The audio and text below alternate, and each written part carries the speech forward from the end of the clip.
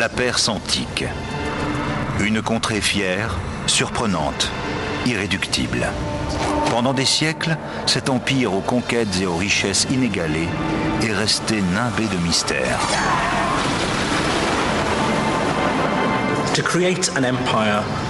Pour créer l'empire le plus vaste de l'époque, il fallait forcément des compétences militaires.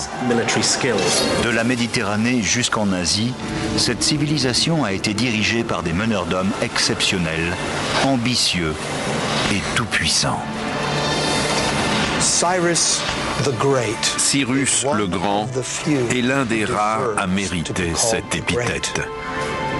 L'Empire perse a enfanté d'incroyables merveilles telles que le monde n'en avait jamais vues. Des palais somptueux au milieu du désert, des routes, des ponts et des canaux. Tout le monde a entendu parler du canal de Suez, mais du canal de Darius. Après l'apogée, viendra le temps du déclin. L'ancienne rivalité avec la Grèce se cristallisera dans un conflit épique qui changera le cours de l'histoire et façonnera le monde pour des millénaires.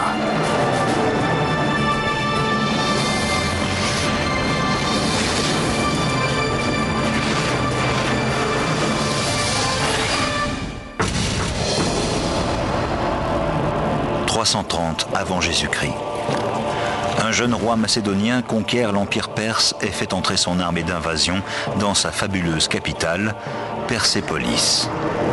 Ce roi, c'est Alexandre le Grand que les souverains perses fascinent. À la tombée du jour, les Grecs célèbrent leur victoire dans une joyeuse beuverie. Au petit matin, Persépolis, le joyau de l'Empire perse avec ses merveilleux palais, est réduite en cendres.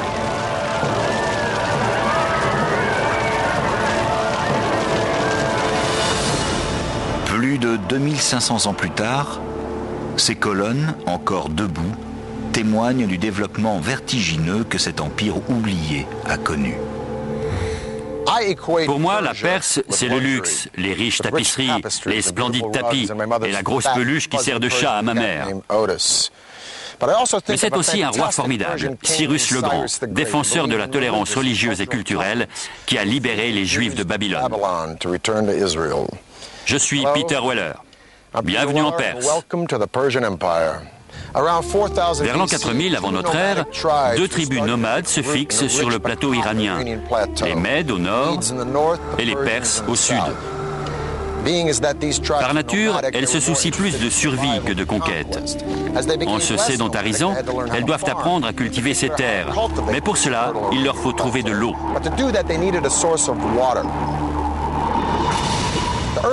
Sans leur système d'irrigation et d'adduction d'eau, les premiers Perses auraient pu tomber dans les oubliettes de l'histoire. Ce qui est remarquable, c'est que cette eau, ils ne l'ont pas trouvée dans des rivières ou des lacs. Non, ils l'ont fait surgir du cœur de la roche.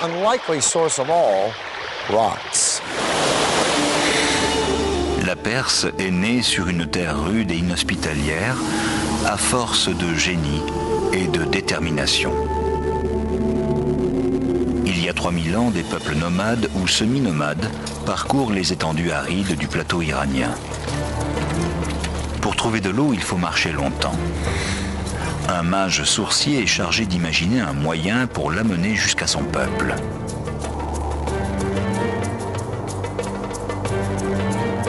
Armés d'outils rudimentaires, ces hommes vont poser le premier jalon de l'Empire. Un réseau révolutionnaire de canaux souterrains appelé Qanat. Ils exploitent la topographie du pays pour capter l'eau des monts Elbourz.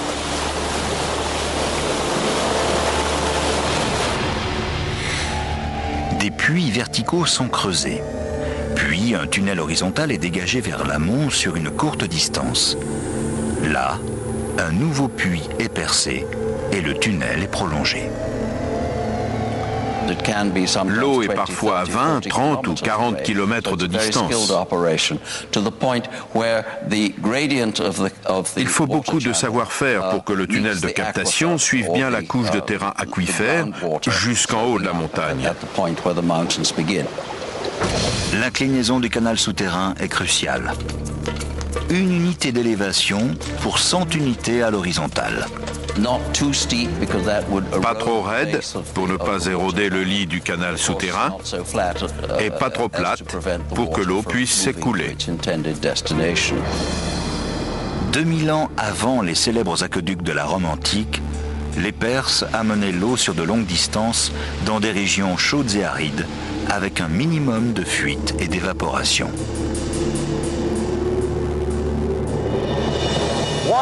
L'eau, c'est la vie. Et les voisins des Perses n'ont pas tardé à être attirés par le savoir-faire leur permettant de la trouver et de la canaliser.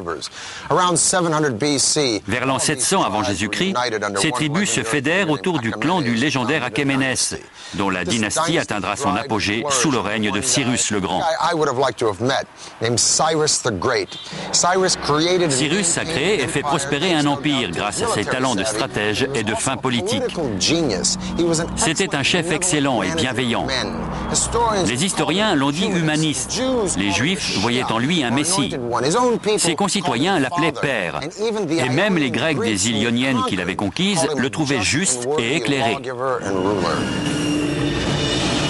En 550 avant Jésus-Christ, Cyrus le Grand crée l'Empire perse. C'est le début de la dynastie achéménide qui changera le cours de l'histoire et offrira au monde des merveilles architecturales. Parmi les figures qui ont imprimé leur marque sur l'histoire,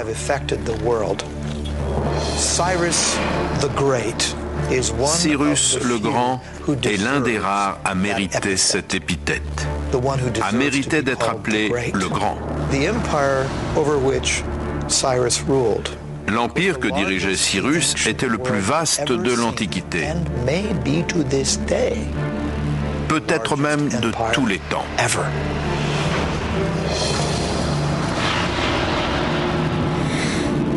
En moins 554, Cyrus a déjà écrasé tous ses rivaux. Il est désormais le maître incontesté de la Perse. L'heure est venue de conquérir le monde. Pour son empire, il veut une capitale magnifique, digne de son envergure croissante. En moins 550, Cyrus lance un projet de construction extrêmement ambitieux, celui de la première grande capitale de l'Empire perse, Pasargade, sur le territoire de l'Iran actuel. Cyrus était un bâtisseur d'un nouveau genre. Il voyait les choses en grand. On retrouve dans ses projets architecturaux des emprunts aux techniques rencontrées lors de ses conquêtes. Les Romains ne feront pas autrement quelques siècles plus tard. Ils emprunteront les meilleures idées des cultures des peuples soumis, se les appropriant pour les développer de façon originale. À Pasargade, on ressent l'influence de contrées aussi lointaines que l'Assyrie, l'Égypte ou les cités d'Asie mineure, à des milliers de kilomètres. Il y avait des tailleurs de pierre, des menuisiers, des briquetiers, des sculpteurs de bas-relief, et on sait qu'ils venaient de tout l'Empire. Aujourd'hui, plus de 2500 ans plus tard, il ne reste que des ruines de ce qui fut autrefois une capitale rayonnante, la première de la Perse. 2 palais extraordinaires entourés de jardins et d'un parc majestueux faisaient l'orgueil de la ville. C'est là qu'apparaît le premier Péridésa, d'où découle le mot paradis, et qui n'est autre que le somptueux jardin persan, avec son plan en croix caractéristique. Près de 100 mètres de canaux en calcaire relient des petits bassins disposés tous les 15 mètres. Les jardins paradisiaques de Pasargade en inspireront beaucoup d'autres de par le monde, et ce, pendant les 2 millénaires qui suivront. Le Péridésa est original de par sa disposition géométrique, avec des carrés, des motifs rectangulaires, des massifs, des cyprès, des rosiers, des lys et toutes sortes de plantes. C'est déjà le concept du parc moderne tel que nous le connaissons. Pendant la construction de Pasargade, Cyrus agrandit son empire à coups de conquêtes. Cependant, voilà un roi qui se distingue des autres. Il refuse de réduire en esclavage ses nouveaux sujets. Une idée révolutionnaire en ce temps-là. Il reconnaît aux croyances locales le droit d'exister et il leur permet de perdurer.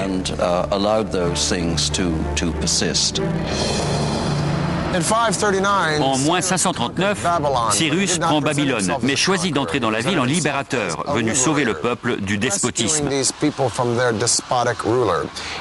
Il y accomplit un acte sans précédent. Il libère les Juifs maintenus en captivité par les Babyloniens depuis la prise de Jérusalem par Nabuchodonosor. Bien sûr, on peut dire avec le recul que Cyrus cherchait à créer un État tampon entre son empire et l'Égypte hostile. Et après, avant lui, personne n'avait jamais fait une chose pareille, ni après lui d'ailleurs. Voilà pourquoi il est le seul gentil de la Bible à être qualifié de Messie. Un éminent humaniste d'Oxford m'a dit un jour, Cyrus a toujours eu bonne presse. C'est une remarque très pertinente. Hélas, avant de pouvoir lancer la campagne qui aurait fait de la Perse la superpuissance de l'Antiquité, Cyrus le Grand meurt sur le champ de bataille en 530 avant Jésus-Christ. Il n'a pas vécu assez longtemps pour montrer toute sa valeur. C'est un peu comme Jules César. Lui aussi est mort trop tôt, assassiné avant d'avoir unifié l'empire qu'il avait conquis. Lorsque Cyrus meurt, l'empire perse a 3 capitales: Babylone, Suse et Ecbatane. Mais il a choisi d'être enterré à Pasargade, la ville qu'il a créée, dans une tombe qui lui ressemble.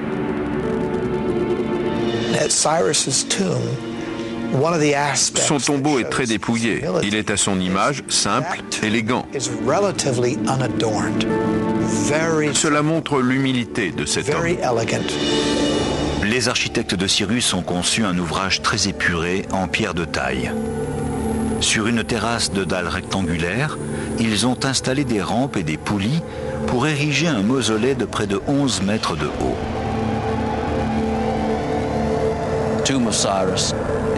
Le tombeau de Cyrus est un monument très simple, bien modeste pour un homme qui avait créé le plus grand empire de ce temps-là. 25 siècles ont passé et il est remarquablement conservé. 30 années durant, aucune puissance n'a pu résister à Cyrus le Grand. À présent, son trône est vacant. Une lutte féroce pour le pouvoir s'engage. L'Empire sombre dans le chaos. L'avenir de la Perse est incertain. La rivalité entre les prétendants au commandement suprême est à son comble lorsqu'un brillant général, lointain cousin de Cyrus, accède au trône. Il met fin aux troubles et reprend les rênes de l'Empire.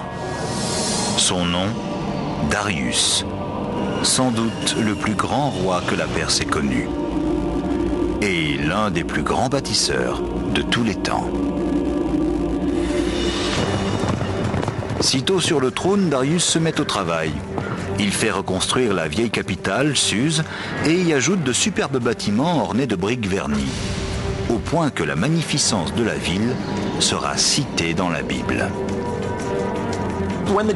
Lorsque les Grecs évoquent les palais perses, ils mentionnent toujours Suse. Même le livre d'Esther dans l'Ancien Testament y fait référence. Mais ce que le nouveau roi de Perse désire, c'est une capitale bien à lui.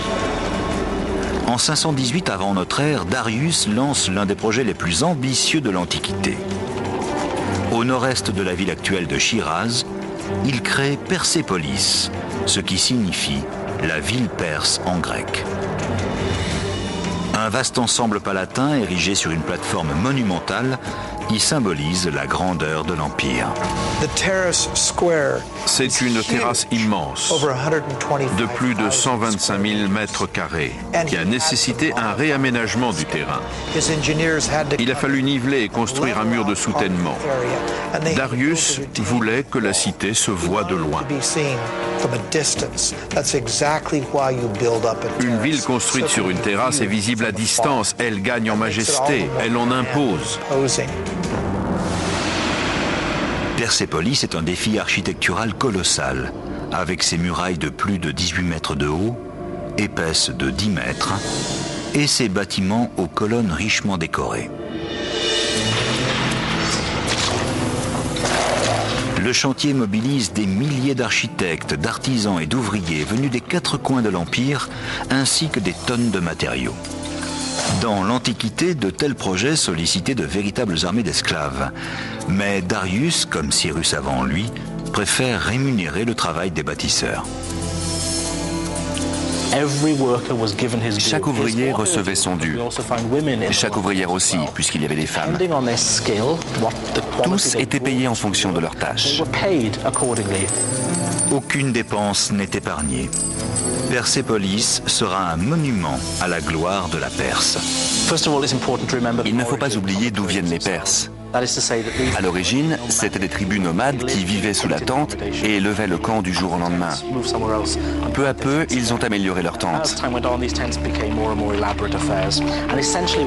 Et c'est ce qu'on retrouve à Persépolis. Le palais de la Padana n'est ni plus ni moins qu'une sorte de tente en pierre.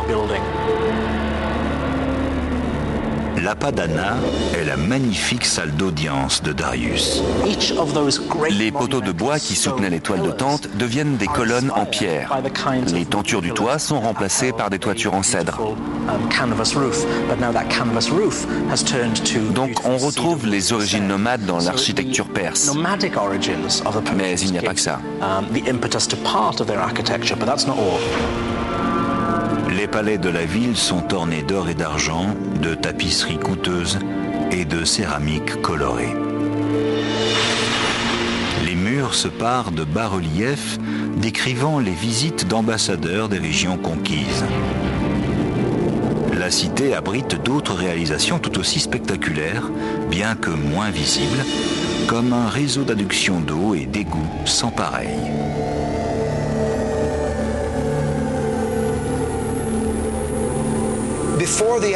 Avant de niveler le sol, les ingénieurs de Darius ont construit un système d'égouts qui a ensuite été recouvert.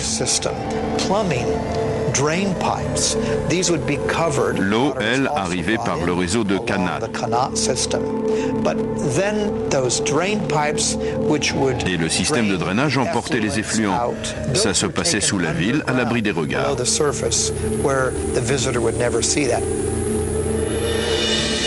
Parallèlement à sa campagne de grands travaux, Darius poursuit l'expansion de l'Empire. Sous la conduite éclairée de son roi, la Perse devient un empire gigantesque. Elle englobe les territoires actuels de l'Iran et du Pakistan, des bouts d'Afghanistan, l'Arménie, la Turquie, l'Égypte, la Syrie, le Liban, la Palestine, la Jordanie, une partie de l'Asie centrale. Un sacré territoire. Pour relier les confins de l'Empire, Darius décide de lancer 2 projets audacieux. Une route de près de 2500 km et un canal entre la mer Rouge et la Méditerranée.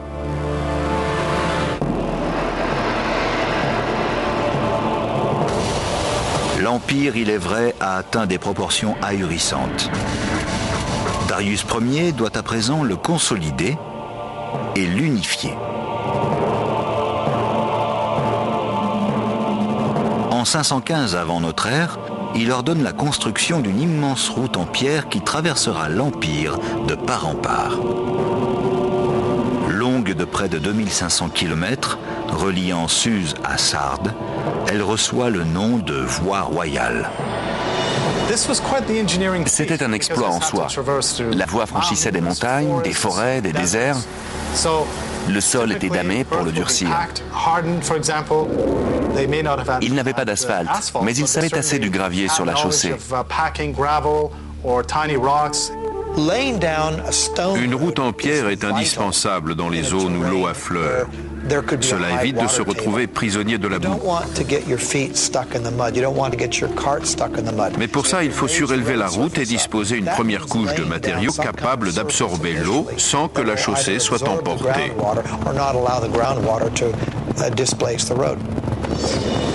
Sur cette voie royale, 111 relais sont installés. Tous les 25 km environ, les voyageurs peuvent se nourrir, se reposer et changer de chevaux. Leur sécurité est assurée par des gardes postés le long de la route. J'ai quelques questions pour mon ami Lloyd Llewellyn Jones. Voyager sur cette voie était-il sans danger? Grosso modo, oui. Darius réussit là une chose extraordinaire. Rendez-vous compte, nous sommes ici en Turquie, et bien la route partait d'ici et menait directement au cœur de l'Iran. Pas mal. C'était rapide? Si on voyageait à cheval et qu'on changeait de monture à chaque relais, tous les 25 km, on y arrivait en 6 ou 7 jours. Donc on pouvait transmettre des messages. Bien entendu, sans compter que pour le commerce, c'est l'idéal. En plus, ce n'est pas une route toute simple. Son tracé franchit les cours d'eau, comme le Tigre.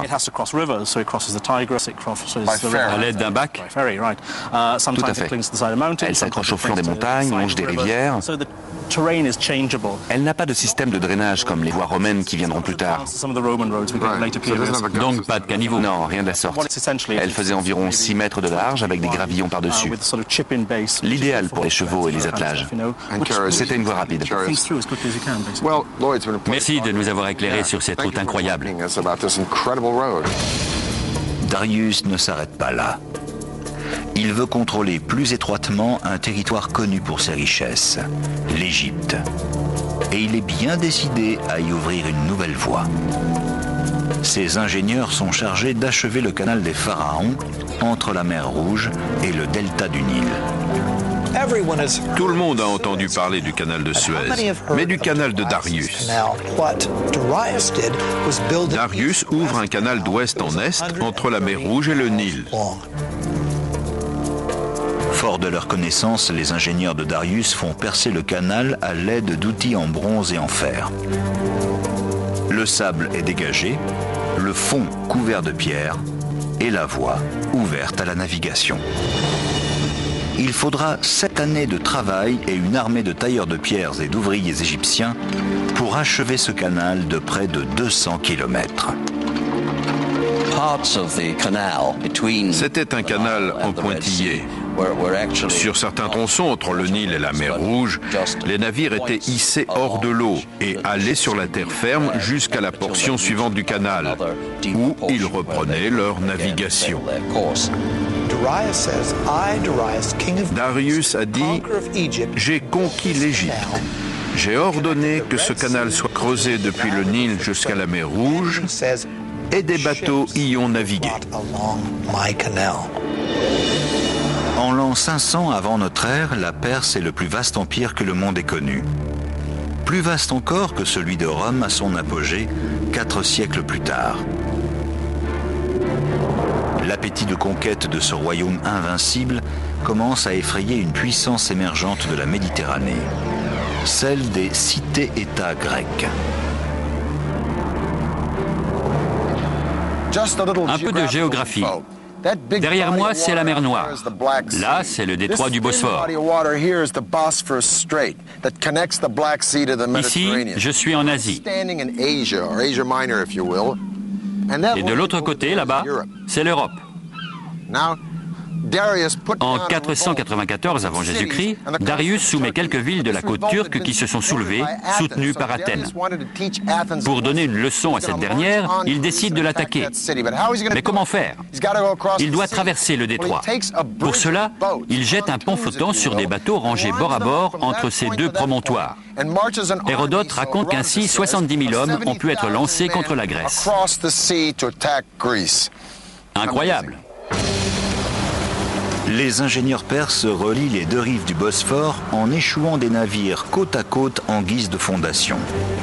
Puis, ils construisent une route au-dessus, entre l'Asie et l'Europe. La chaussée était en planche, posée sur une couche de terre battue ou de bois sec, qui assurait la stabilité de l'ensemble. Pour que les navires n'oscillent pas, ils ont dû utiliser un système d'encre pas trop lourde pour ne pas les endommager. La chaussée est restée intacte, malgré le passage de l'armée et la mer agitée dans cette zone. Une belle réussite bien avant l'ère de l'informatique.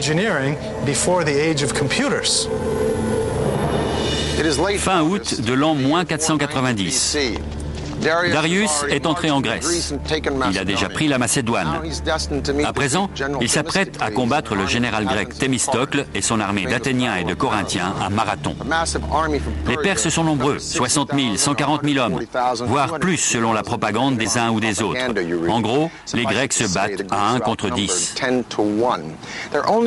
Selon Hérodote, le soldat Phidippides fut envoyé à Sparte pour chercher de l'aide avant la bataille de Marathon. Il y parvint le lendemain de son départ d'Athènes, après avoir parcouru au moins 200 km.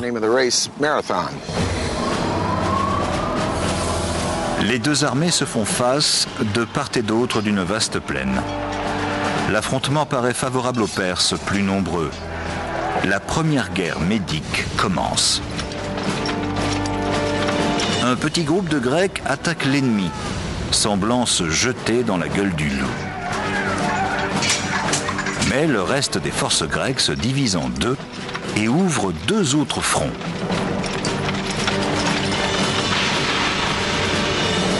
Entraînés dans un piège sanglant, les Perses accusent des pertes sévères. Ils battent en retraite. Pour les Grecs, c'est une grande victoire. Pour les Perses, un simple contretemps sur le chemin de la domination du monde. Darius rentre chez lui pour se consacrer à la consolidation de Persépolis. Mais il n'y parviendra pas. En -486, Darius meurt alors qu'il s'apprête à mater une rébellion en Égypte. Il laisse derrière lui un empire qui redéfinit les notions mêmes de puissance et de gloire. Pour éviter les luttes de pouvoir, Darius a pris soin de nommer son successeur. Ce sera son fils, Xerxès. Difficile de succéder à Cyrus l'innovateur et à Darius l'expansionniste. Mais Xerxès attendait son heure depuis longtemps. Il écrase une rébellion à Babylone et une autre en Égypte, puis s'attaque aux Grecs. C'est un peu une revanche. Certains historiens disent que c'était une campagne préventive, d'autres qu'il voulait finir l'œuvre de son père. De leur côté, les Grecs ne sont plus du tout intimidés par les Perses après leur victoire à Marathon. Xerxès s'adjoint les forces navales carthaginoises et décide de vaincre les Grecs en mer.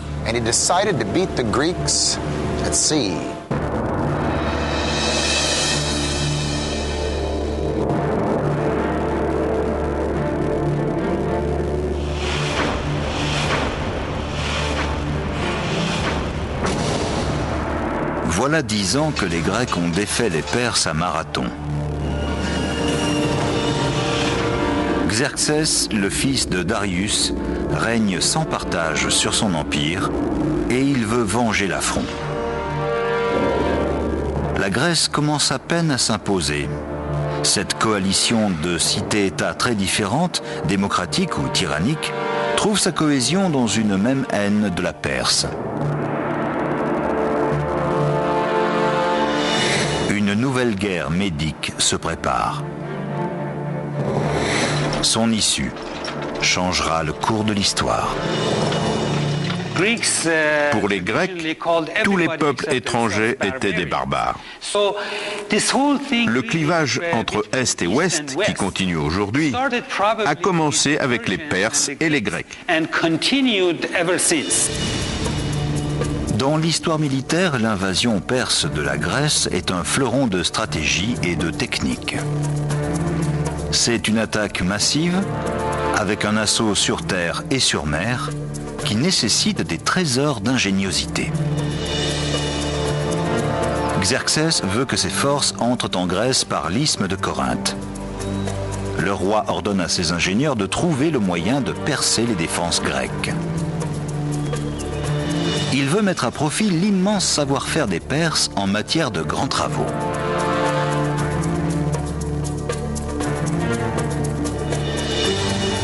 Un défi encore plus grand attend les généraux et les architectes de Xerxès. L'immense armée perse doit franchir le détroit des Dardanelles, large de 2,5 km. Aujourd'hui encore, on reste ébahi devant l'audace du génie militaire perse. S'inspirant des exploits de son père, Xerxès ordonne la construction d'un double pont flottant traversant le détroit, qui surpassera celui que Darius avait jeté au-dessus du Bosphore. Les Perses ont aligné 674 bateaux bord à bord. Les stabiliser n'a pas dû être une mince affaire. Le détroit est loin d'être calme. La mer y est agitée. Des câbles maintenaient les bateaux alignés, sans doute deux, jetés entre l'Asie et l'Europe. Les troupes qui ont emprunté ce pont étaient très nombreuses, 240 000 hommes peut-être. Les cordages donnent au bateau un minimum de flexibilité pour résister à la mer turbulente. Le pont est segmenté en paires de bateaux reliés par des planches. Ainsi, la chaussée flottante peut épouser les vagues et absorber la houle. Puis, les ingénieurs perses construisent une plateforme au-dessus des bateaux. Dernière étape, l'installation d'une chaussée. C'est une véritable route qui franchit l'Hellespont. N'oubliez pas que des milliers de cavaliers, dont certains lourdement cuirassés, ont dû emprunter ce pont. Le système était incroyablement stable. Et Xerxès a traversé avec son armée sans problème. Les bateaux n'ont pas bougé. Pendant un court moment, l'Europe et l'Asie n'ont fait qu'un. Après 10 jours de travaux, le pont est terminé et Xerxès foule le sol européen. Toute son armée traverse, lourdement chargée, avec des chevaux, et pourtant le pont ne bouge pas. Ni le poids des hommes, ni les eaux agitées du Bosphore n'ont raison de lui. La stratégie de Xerxès est simple. Submerger les Grecs sur terre et sur mer grâce à l'avantage du nombre. Une fois de plus, Thémistocle dirige l'armée grecque. Il sait qu'il ne peut vaincre les Perses sur terre. Aussi décide-t-il de piéger leur flotte.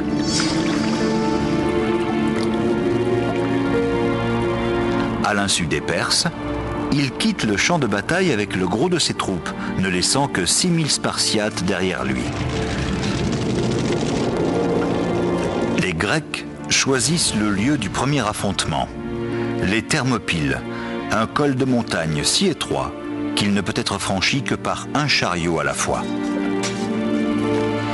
Des jours entiers, l'immense armée perse est coincée du mauvais côté de la passe, comblant les vœux des Grecs. Comme son père avant lui, Xerxès va tomber dans le piège tendu par les Grecs. Lorsque les Perses franchissent enfin les Thermopyles, ils exterminent le petit contingent que Thémistocle a laissé derrière lui.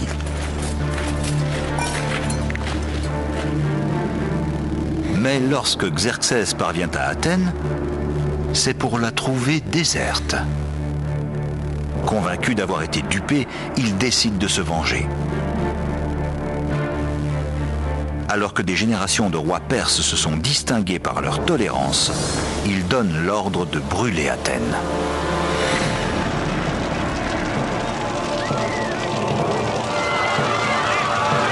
Xerxès regrette aussitôt son geste et dès le lendemain veut faire reconstruire la ville. Mais ce qui est fait et le spectre de ce tragique épisode viendra hanter la Perse près de 200 ans plus tard. Cependant, la guerre n'est pas terminée. Thémistocle tisse sa toile et attire la flotte perse dans la baie de Salamine.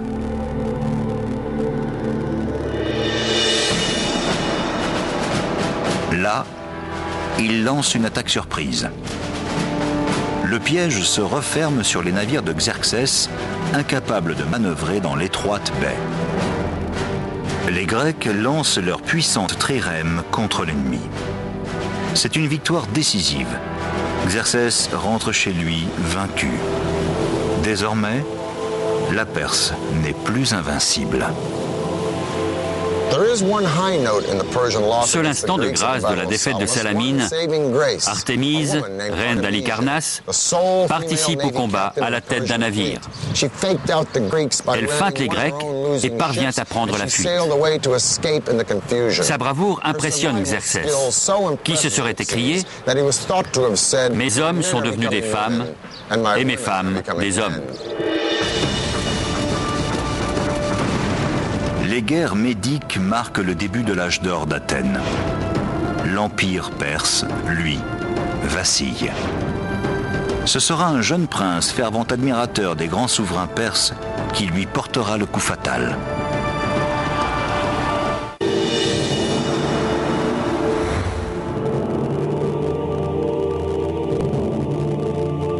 Mais l'empire a encore de beaux jours devant lui.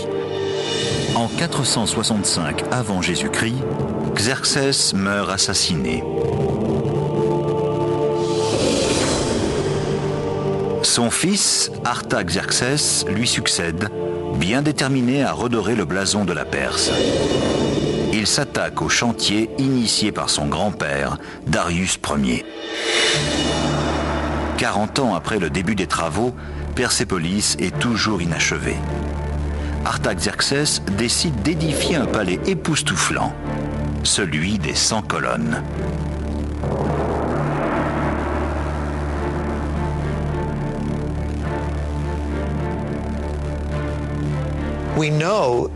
Ce palais a la forme d'un carré presque parfait de 60 mètres de côté.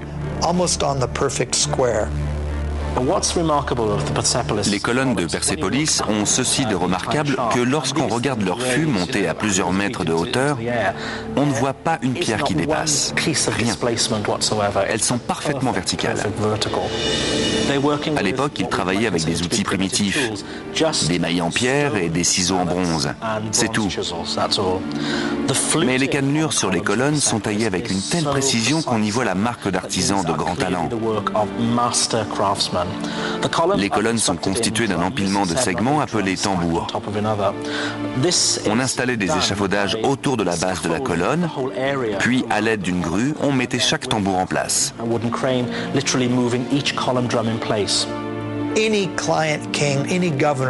N'importe quel vassal, gouverneur de province ou simple visiteur était forcément impressionné par la taille de cette salle et par cette forêt de colonnes qui s'étendait partout où le regard portait.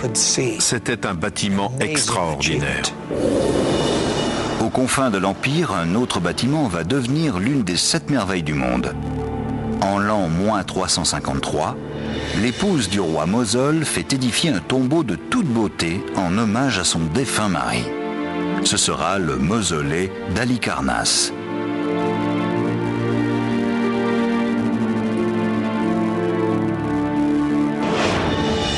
Ce monument de marbre de 40 mètres de haut abritait une grande cour intérieure.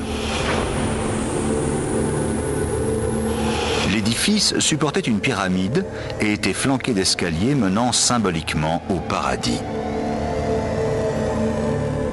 Plus de 2500 ans plus tard, le tombeau du président américain Grant à New York a été bâti selon le plan du mausolée d'Halicarnasse. Au IVe siècle avant Jésus-Christ, les Perses sont les maîtres du savoir-faire le plus raffiné qui soit. Pourtant, au pied des colonnes, sous les palais éblouissants, les fondations de l'Empire vacillent. Et l'ennemi est à sa porte. Lorsqu'Athènes soutient une rébellion en Égypte et que les Grecs occupent la ville de Memphis, Artaxerxès quitte Persépolis. Il lance une campagne pour chasser les intrus et ramener l'Égypte dans le giron perse. Ce sera la dernière grande victoire perse. En 424 avant notre ère, Artaxerxès meurt. Le pouvoir est laissé vacant. 8 décennies de lutte intestine et d'abandon rongent l'Empire. Pendant que la Perse s'embourbe dans les conflits et la corruption, un jeune prince macédonien étudie Hérodote et le récit de la vie du héros perse Cyrus le Grand. Cela lui donne envie de conquérir le monde. Son nom, Alexandre. En 336 avant Jésus-Christ, un lointain parent d'Artaxerxès accède au pouvoir et se choisit un nom royal, Darius III. On se souviendra de lui comme du roi qui perdit un empire.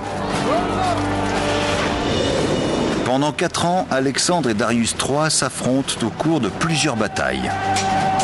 Peu à peu, l'armée de Darius est repoussée à l'intérieur de ses frontières.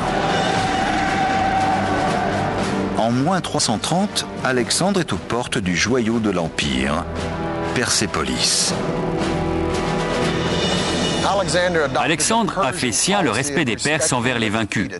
Il n'autorisait pas le pillage, mais comment contenir une armée ayant conquis l'empire le plus majestueux de la planète ?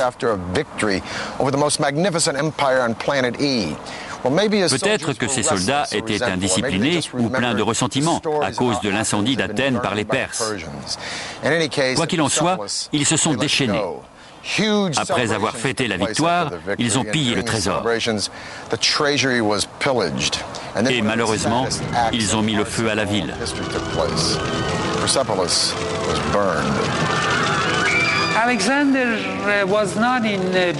Alexandre n'aimait pas détruire. Persépolis a sans doute été brûlé pour le symbole. C'était un geste symbolique, pas destructeur. Les murs devaient être ornés de merveilleuses tentures, et le feu a dû prendre comme ça. Si Alexandre voulait vraiment devenir un roi achéménide, la dernière chose à faire, c'était de détruire Persépolis. Une fois que l'incendie a commencé, le feu a tout ravagé et a laissé des traces sur tout le site. Darius III échappe à la capture, mais il est assassiné par un de ses alliés au cours de la même année. Le dernier roi achéménide est mort. Alexandre lui offre de très belles funérailles. Plus tard, il épouse sa fille et s'autoproclame roi perse achéménide, rédigeant ainsi le dernier chapitre de l'histoire d'un empire qui s'étendait sur 3 continents et avait duré plus de 2700 ans.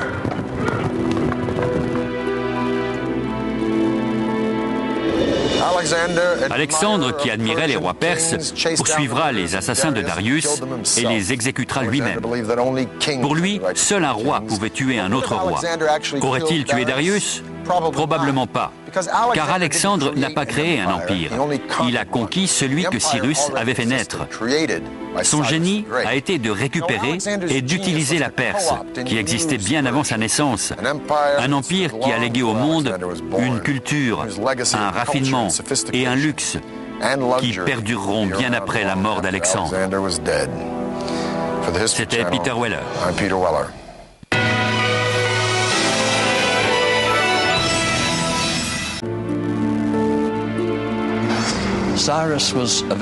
Cyrus était un bâtisseur d'un nouveau genre. Il voyait les choses en grand. On retrouve dans ses projets architecturaux des emprunts aux techniques rencontrées lors de ses conquêtes. Les Romains ne feront pas autrement quelques siècles plus tard. Ils emprunteront les meilleures idées des cultures des peuples soumis, se les appropriant pour les développer de façon originale. À Pasargade, on ressent l'influence de contrées aussi lointaines que l'Assyrie, l'Égypte ou les cités d'Asie mineure, à des milliers de kilomètres.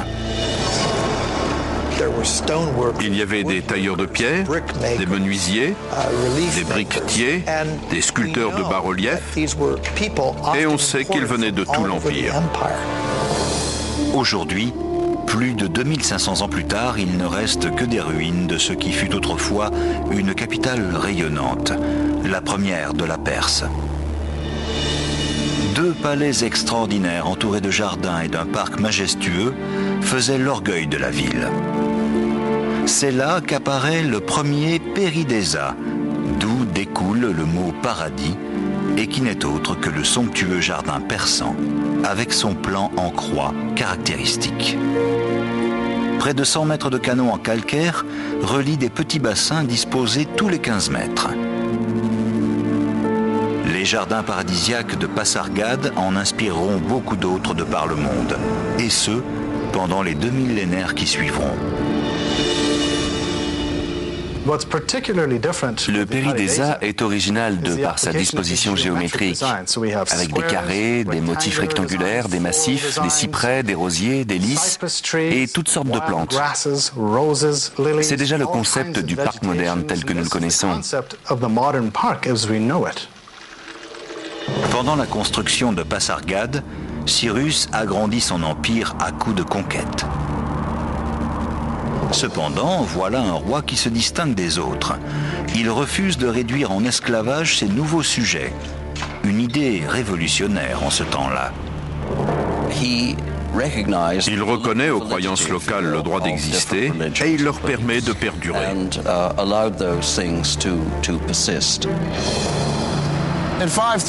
En moins 539, Cyrus prend Babylone, mais choisit d'entrer dans la ville en libérateur, venu sauver le peuple du despotisme. Il y accomplit un acte sans précédent. Il libère les Juifs maintenus en captivité par les Babyloniens depuis la prise de Jérusalem par Nabuchodonosor. Bien sûr, on peut dire avec le recul que Cyrus cherchait à créer un État tampon entre son empire et l'Égypte hostile. Et après, avant lui, personne n'avait jamais fait une chose pareille, ni après lui d'ailleurs. Voilà pourquoi il est le seul gentil de la Bible à être qualifié de Messie. Un éminent humaniste d'Oxford m'a dit un jour, Cyrus a toujours eu bonne presse. C'est une remarque très pertinente. Hélas, avant de pouvoir lancer la campagne qui aurait fait de la Perse la superpuissance de l'Antiquité, Cyrus le Grand meurt sur le champ de bataille en 530 avant Jésus-Christ. Il n'a pas vécu assez longtemps pour montrer toute sa valeur. C'est un peu comme Jules César. Lui aussi est mort trop tôt, assassiné avant d'avoir unifié l'empire qu'il avait conquis. Lorsque Cyrus meurt, l'empire perse a 3 capitales: Babylone, Suse et Ecbatane. Mais il a choisi d'être enterré à Pasargade, la ville qu'il a créée, dans une tombe qui lui ressemble.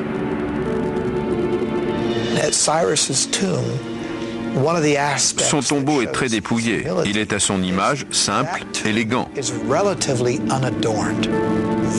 Cela montre l'humilité de cet homme. Les architectes de Cyrus ont conçu un ouvrage très épuré en pierre de taille. Sur une terrasse de dalles rectangulaires, ils ont installé des rampes et des poulies pour ériger un mausolée de près de 11 mètres de haut.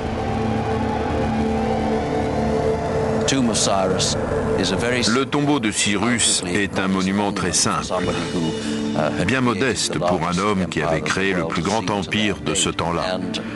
25 siècles ont passé et il est remarquablement conservé. 30 années durant, aucune puissance n'a pu résister à Cyrus le Grand. À présent, son trône est vacant. Une lutte féroce pour le pouvoir s'engage. L'Empire sombre dans le chaos. L'avenir de la Perse est incertain. La rivalité entre les prétendants au commandement suprême est à son comble lorsqu'un brillant général, lointain cousin de Cyrus, accède au trône. Il met fin au trouble et reprend les rênes de l'Empire. Son nom, Darius, sans doute le plus grand roi que la Perse ait connu, et l'un des plus grands bâtisseurs de tous les temps. Sitôt sur le trône, Darius se met au travail. Il fait reconstruire la vieille capitale, Suse, et y ajoute de superbes bâtiments ornés de briques vernies, au point que la magnificence de la ville sera citée dans la Bible. Lorsque les Grecs évoquent les palais perses, ils mentionnent toujours Suse. Même le livre d'Esther dans l'Ancien Testament y fait référence. Mais ce que le nouveau roi de Perse désire, c'est une capitale bien à lui. En 518 avant notre ère, Darius lance l'un des projets les plus ambitieux de l'Antiquité. Au nord-est de la ville actuelle de Shiraz, il crée Persépolis, ce qui signifie la ville perse en grec. Un vaste ensemble palatin érigé sur une plateforme monumentale y symbolise la grandeur de l'Empire. C'est une terrasse immense de plus de 125 000 mètres carrés qui a nécessité un réaménagement du terrain. Il a fallu niveler et construire un mur de soutènement. Darius voulait que la cité se voie de loin. Une ville construite sur une terrasse est visible à distance. Elle gagne en majesté, elle en impose. Persépolis est un défi architectural colossal, avec ses murailles de plus de 18 mètres de haut, épaisses de 10 mètres, et ses bâtiments aux colonnes richement décorées. Le chantier mobilise des milliers d'architectes, d'artisans et d'ouvriers venus des 4 coins de l'Empire, ainsi que des tonnes de matériaux. Dans l'Antiquité, de tels projets sollicitaient de véritables armées d'esclaves. Mais Darius, comme Cyrus avant lui, préfère rémunérer le travail des bâtisseurs. Chaque ouvrier recevait son dû. Chaque ouvrière aussi, puisqu'il y avait des femmes. Tous étaient payés en fonction de leurs tâches. Aucune dépense n'est épargnée. Persépolis sera un monument à la gloire de la Perse.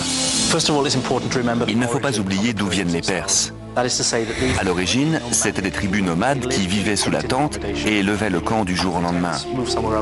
Peu à peu, ils ont amélioré leurs tentes.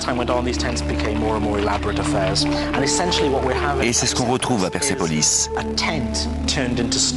Le palais de la Padana n'est ni plus ni moins qu'une sorte de tente en pierre. La Padana est la magnifique salle d'audience de Darius. Les poteaux de bois qui soutenaient les toiles de tente deviennent des colonnes en pierre.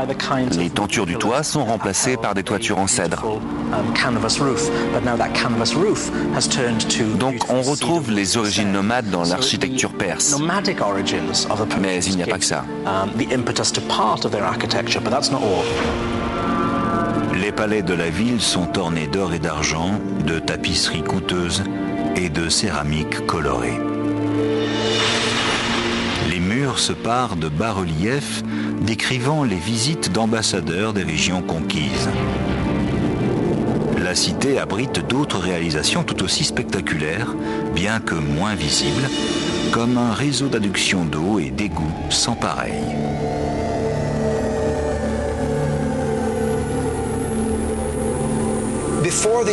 Avant de niveler le sol, les ingénieurs de Darius ont construit un système d'égouts qui a ensuite été recouvert.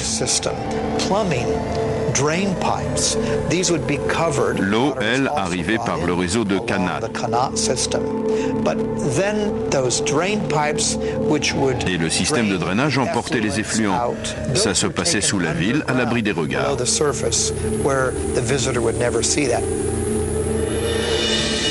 Parallèlement à sa campagne de grands travaux, Darius poursuit l'expansion de l'Empire. Sous la conduite éclairée de son roi, la Perse devient un empire gigantesque. Elle englobe les territoires actuels de l'Iran et du Pakistan, des bouts d'Afghanistan, l'Arménie, la Turquie, l'Égypte, la Syrie, le Liban, la Palestine, la Jordanie, une partie de l'Asie centrale. Un sacré territoire. Pour relier les confins de l'Empire, Darius décide de lancer 2 projets audacieux. Une route de près de 2500 km et un canal entre la mer Rouge et la Méditerranée.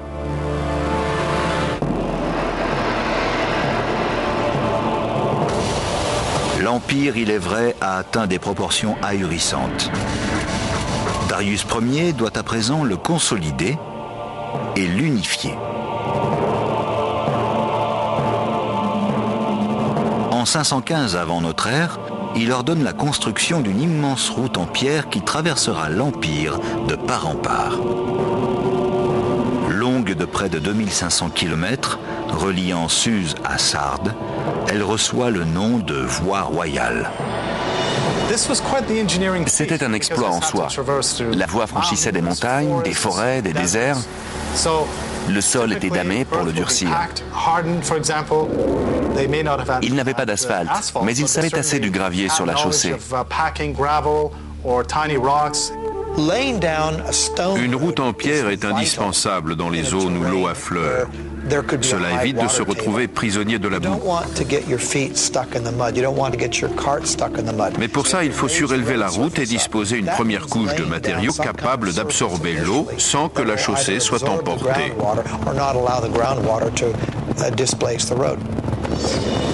Sur cette voie royale, 111 relais sont installés. Tous les 25 km environ, les voyageurs peuvent se nourrir, se reposer et changer de chevaux. Leur sécurité est assurée par des gardes postés le long de la route. J'ai quelques questions pour mon ami Lloyd Llewellyn Jones. Voyager sur cette voie était-il sans danger? Grosso modo, oui. Darius réussit là une chose extraordinaire.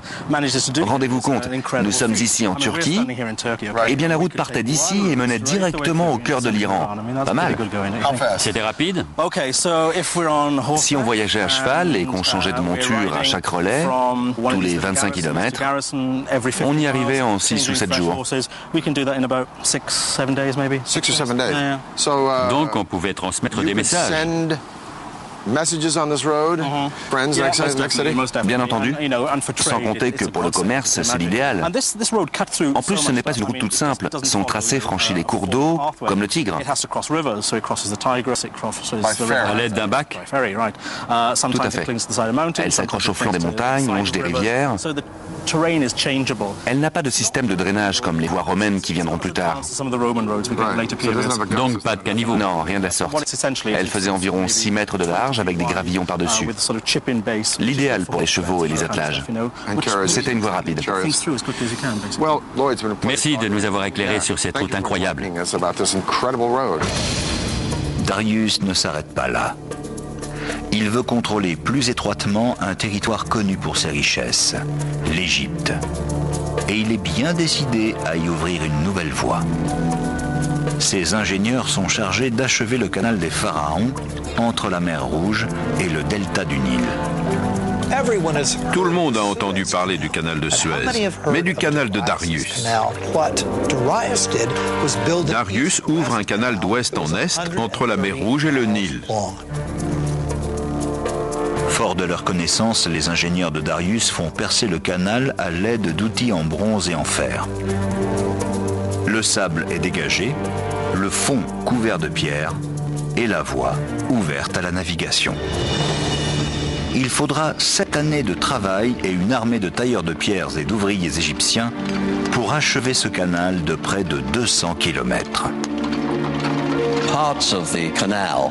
C'était un canal en pointillé. Sur certains tronçons entre le Nil et la mer Rouge, les navires étaient hissés hors de l'eau et allaient sur la terre ferme jusqu'à la portion suivante du canal, où ils reprenaient leur navigation. Darius a dit « J'ai conquis l'Égypte ». La Perse antique. Une contrée fière, surprenante, irréductible. Pendant des siècles, cet empire aux conquêtes et aux richesses inégalées est resté nimbé de mystères.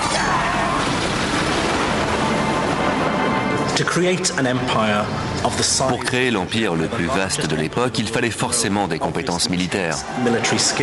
De la Méditerranée jusqu'en Asie, cette civilisation a été dirigée par des meneurs d'hommes exceptionnels, ambitieux et tout-puissants. Cyrus le Grand est l'un des rares à mériter cette épithète. L'Empire perse a enfanté d'incroyables merveilles telles que le monde n'en avait jamais vues. Des palais somptueux au milieu du désert, des routes, des ponts et des canaux. Tout le monde a entendu parler du canal de Suez, mais du canal de Darius. Après l'apogée, viendra le temps du déclin. L'ancienne rivalité avec la Grèce se cristallisera dans un conflit épique qui changera le cours de l'histoire et façonnera le monde pour des millénaires.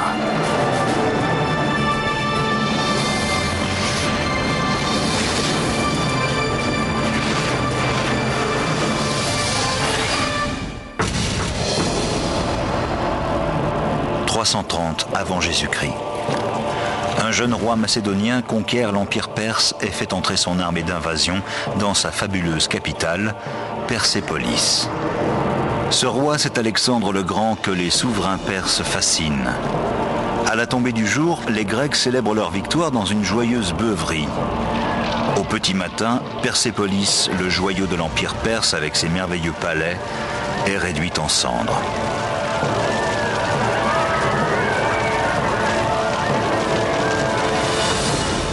Plus de 2500 ans plus tard, ces colonnes, encore debout, témoignent du développement vertigineux que cet empire oublié a connu. Pour moi, la Perse, c'est le luxe, les riches tapisseries, les splendides tapis et la grosse peluche qui sert de chat à ma mère. Mais c'est aussi un roi formidable, Cyrus le Grand, défenseur de la tolérance religieuse et culturelle qui a libéré les Juifs de Babylone. Je suis Peter Weller. Bienvenue en Perse. Vers l'an 4000 avant notre ère, deux tribus nomades se fixent sur le plateau iranien, les Mèdes au nord et les Perses au sud. Par nature, elles se soucient plus de survie que de conquête. En se sédentarisant, elles doivent apprendre à cultiver ces terres. Mais pour cela, il leur faut trouver de l'eau.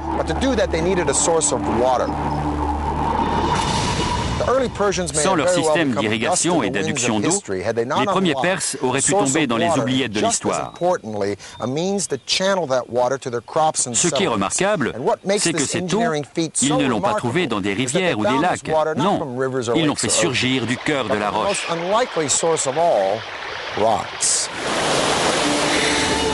La Perse est née sur une terre rude et inhospitalière, à force de génie et de détermination.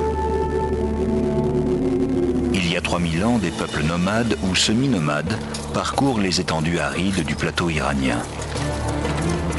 Pour trouver de l'eau, il faut marcher longtemps.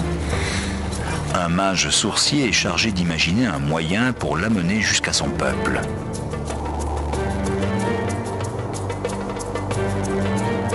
Armés d'outils rudimentaires, ces hommes vont poser le premier jalon de l'Empire. Un réseau révolutionnaire de canaux souterrains appelé Qanat. Ils exploitent la topographie du pays pour capter l'eau des monts Elbourz.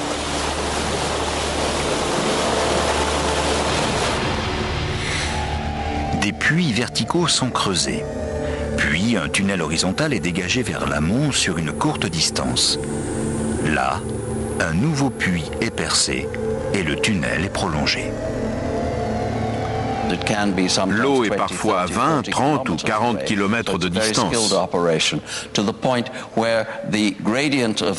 Il faut beaucoup de savoir-faire pour que le tunnel de captation suive bien la couche de terrain aquifère jusqu'en haut de la montagne. L'inclinaison du canal souterrain est cruciale. une unité d'élévation pour 100 unités à l'horizontale. Pas trop raide pour ne pas éroder le lit du canal souterrain et pas trop plate pour que l'eau puisse s'écouler. 2000 ans avant les célèbres aqueducs de la Rome antique, les Perses amenaient l'eau sur de longues distances dans des régions chaudes et arides, avec un minimum de fuite et d'évaporation.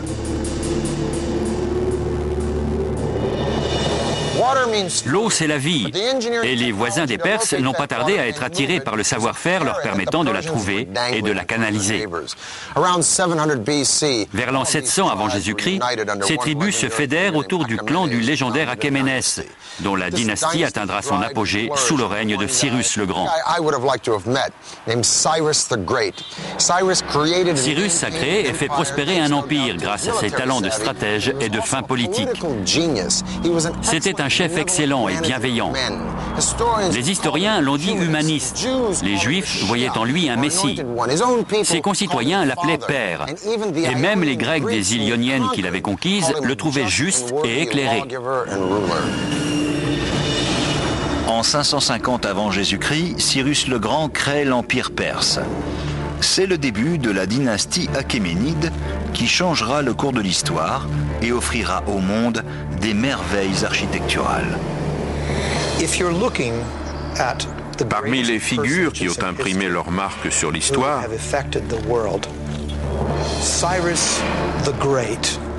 Cyrus le Grand est l'un des rares à mériter cette épithète, à mériter d'être appelé le Grand. L'empire que dirigeait Cyrus était le plus vaste de l'Antiquité, peut-être même de tous les temps.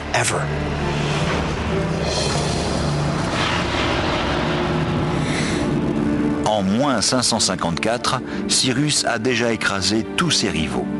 Il est désormais le maître incontesté de la Perse. L'heure est venue de conquérir le monde. Pour son empire, il veut une capitale magnifique, digne de son envergure croissante. En moins 550, Cyrus lance un projet de construction extrêmement ambitieux, celui de la première grande capitale de l'Empire perse, Pasargad, sur le territoire de l'Iran actuel. Des câbles maintenaient les bateaux alignés, sans doute deux, jetés entre l'Asie et l'Europe. Les troupes qui ont emprunté ce pont étaient très nombreuses, 240 000 hommes peut-être.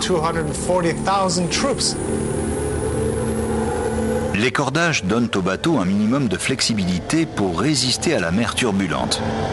Le pont est segmenté en paires de bateaux reliés par des planches. Ainsi, la chaussée flottante peut épouser les vagues et absorber la houle.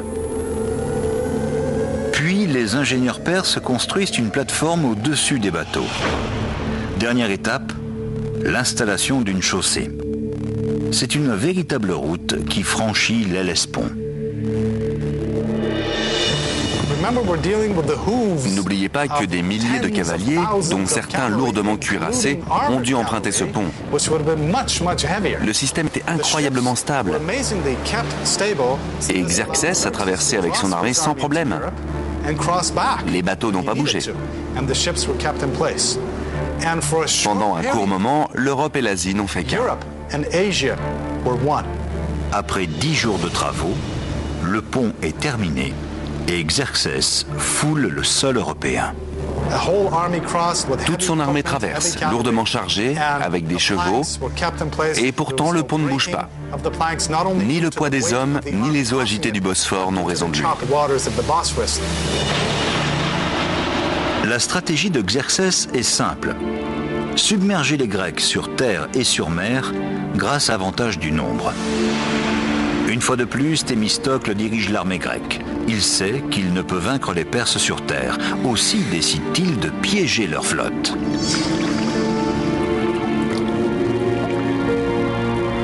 À l'insu des Perses, il quitte le champ de bataille avec le gros de ses troupes, ne laissant que 6000 Spartiates derrière lui. Les Grecs choisissent le lieu du premier affrontement, les Thermopyles, un col de montagne si étroit qu'il ne peut être franchi que par un chariot à la fois. Des jours entiers, l'immense armée perse est coincée du mauvais côté de la passe, comblant les vœux des Grecs. Comme son père avant lui, Xerxès va tomber dans le piège tendu par les Grecs. Lorsque les Perses franchissent enfin les Thermopyles, ils exterminent le petit contingent que Thémistocle a laissé derrière lui.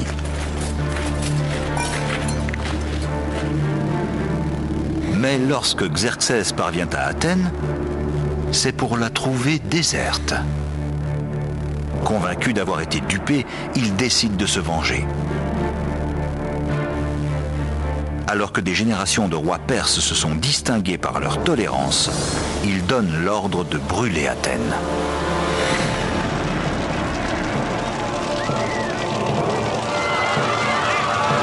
Xerxès regrette aussitôt son geste et dès le lendemain veut faire reconstruire la ville.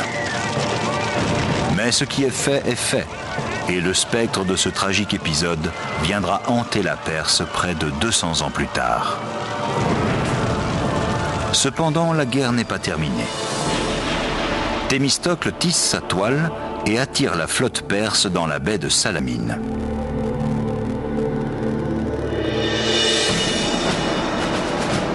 Là, il lance une attaque surprise. Le piège se referme sur les navires de Xerxès, incapables de manœuvrer dans l'étroite baie. Les Grecs lancent leur puissante trirème contre l'ennemi. C'est une victoire décisive. Xerxès rentre chez lui vaincu.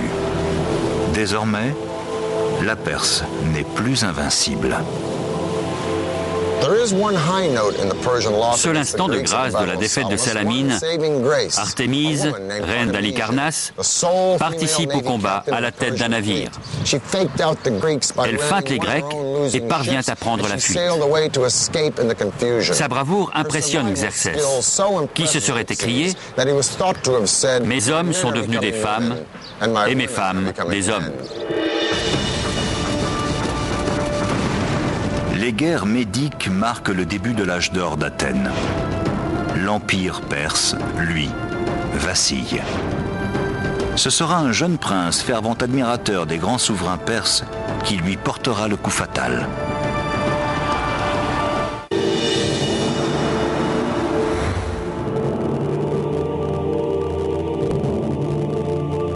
Mais l'empire a encore de beaux jours devant lui. En 465 avant Jésus-Christ, Xerxès meurt assassiné. Son fils, Artaxerxès, lui succède, bien déterminé à redorer le blason de la Perse. Il s'attaque au chantier initié par son grand-père, Darius Ier. 40 ans après le début des travaux, Persépolis est toujours inachevée. Artaxerxès décide d'édifier un palais époustouflant, celui des 100 colonnes.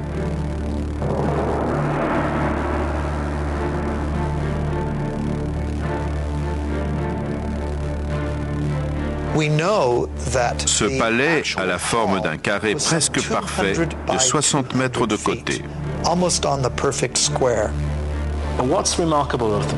Les colonnes de Persépolis ont ceci de remarquable que lorsqu'on regarde leur fût monté à plusieurs mètres de hauteur, on ne voit pas une pierre qui dépasse. Rien.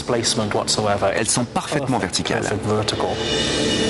À l'époque, ils travaillaient avec des outils primitifs, des mailles en pierre et des ciseaux en bronze. C'est tout. Mais les cannelures sur les colonnes sont taillées avec une telle précision qu'on y voit la marque d'artisans de grand talent. Les colonnes sont constituées d'un empilement de segments appelés tambours. On installait des échafaudages autour de la base de la colonne, puis à l'aide d'une grue, on mettait chaque tambour en place.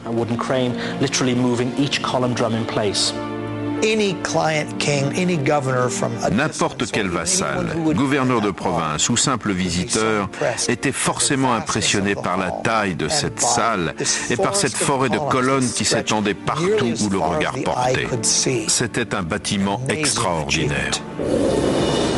Aux confins de l'Empire, un autre bâtiment va devenir l'une des 7 merveilles du monde. En l'an -353, l'épouse du roi Mosol fait édifier un tombeau de toute beauté en hommage à son défunt mari. Ce sera le mausolée d'Halicarnasse.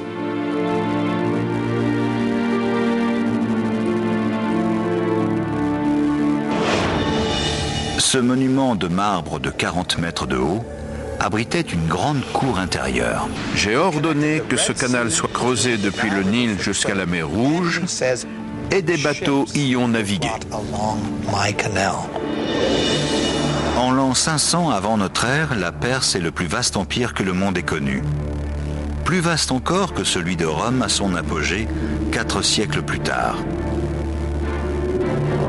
L'appétit de conquête de ce royaume invincible commence à effrayer une puissance émergente de la Méditerranée, celle des cités-États grecques. Un peu de géographie. Derrière moi, c'est la mer Noire. Là, c'est le détroit du Bosphore. Ici, je suis en Asie. Et de l'autre côté, là-bas, c'est l'Europe. En 494 avant Jésus-Christ, Darius soumet quelques villes de la côte turque qui se sont soulevées, soutenues par Athènes. Pour donner une leçon à cette dernière, il décide de l'attaquer. Mais comment faire? Il doit traverser le détroit. Pour cela, il jette un pont flottant sur des bateaux rangés bord à bord entre ces deux promontoires. Hérodote raconte qu'ainsi 70 000 hommes ont pu être lancés contre la Grèce. Incroyable! Les ingénieurs perses relient les deux rives du Bosphore en échouant des navires côte à côte en guise de fondation. Puis, ils construisent une route au-dessus, entre l'Asie et l'Europe. La chaussée était en planche, posée sur une couche de terre battue ou de bois sec, qui assurait la stabilité de l'ensemble.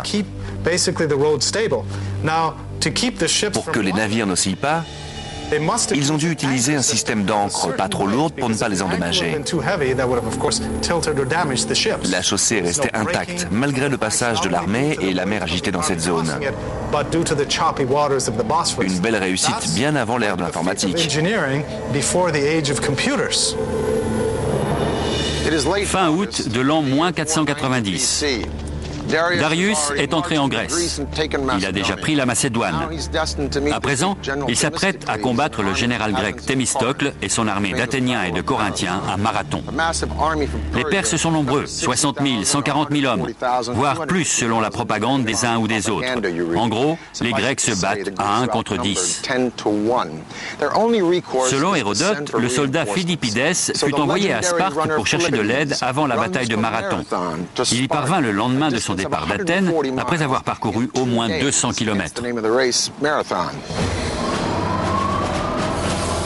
Les deux armées se font face de part et d'autre d'une vaste plaine. L'affrontement paraît favorable aux Perses, plus nombreux. La première guerre médique commence. Un petit groupe de Grecs attaque l'ennemi, semblant se jeter dans la gueule du loup. Mais le reste des forces grecques se divise en deux et ouvre deux autres fronts.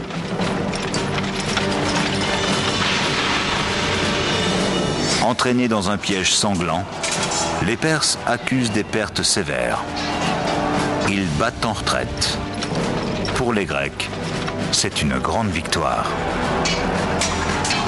Pour les Perses, un simple contretemps sur le chemin de la domination du monde.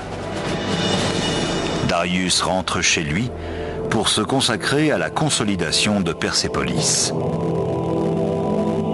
Mais il n'y parviendra pas. En -486, Darius meurt alors qu'il s'apprête à mater une rébellion en Égypte. Il laisse derrière lui un empire qui redéfinit les notions mêmes de puissance et de gloire.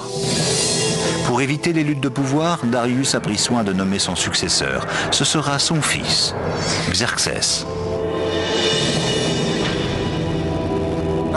Difficile de succéder à Cyrus l'innovateur et à Darius l'expansionniste.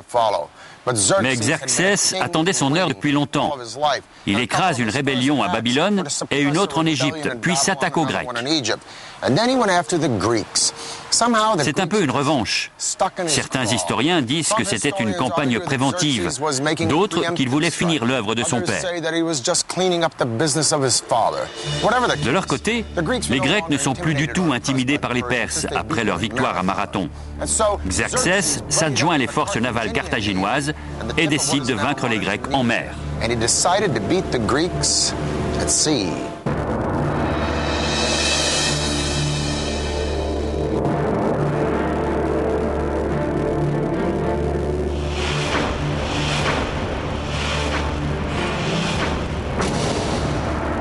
Voilà 10 ans que les Grecs ont défait les Perses à Marathon.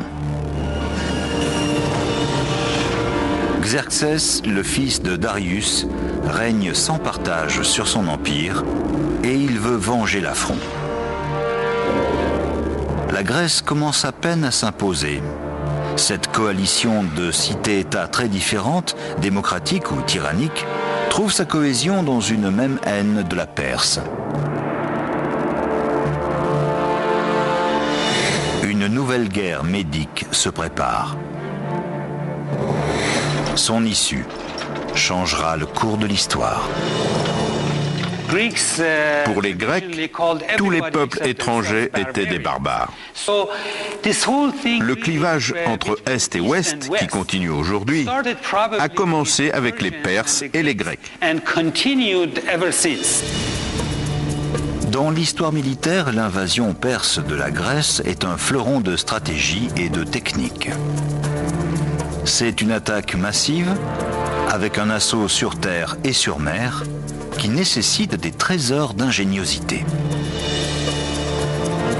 Xerxès veut que ses forces entrent en Grèce par l'isthme de Corinthe. Le roi ordonne à ses ingénieurs de trouver le moyen de percer les défenses grecques. Il veut mettre à profit l'immense savoir-faire des Perses en matière de grands travaux.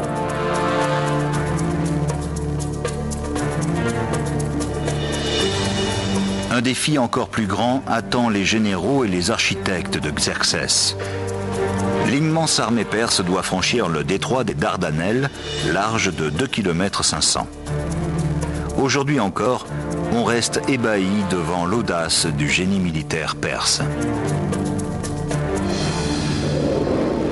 S'inspirant des exploits de son père, Xerxès ordonne la construction d'un double pont flottant traversant le détroit, qui surpassera celui que Darius avait jeté au-dessus du Bosphore.